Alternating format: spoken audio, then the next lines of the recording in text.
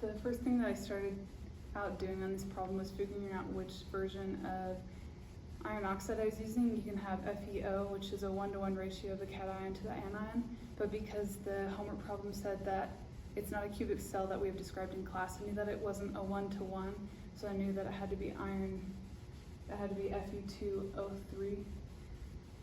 So that's the answer to B. To talk about A, we're finding the mass of iron in grams. That was forming the reaction. So we know that we have 2.66 grams of iron oxide going in, and to find the grams of iron, we use stoichiometry, so we have the molar mass of iron oxide per mole, and then 1 mole of iron oxide has 2 moles of iron, and a mole of iron is this many grams. So then we get 1.85 grams of iron.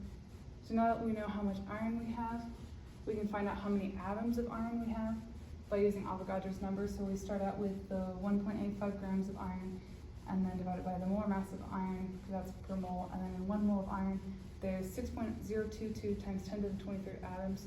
So now we have 1.99 times 10 to the 22nd atoms of iron.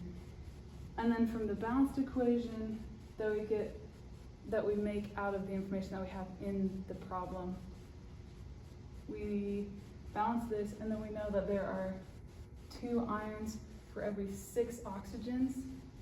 So that's 2 to 6 or 1 to 3. So you know that however many atoms of iron you have 3 times as many oxygens.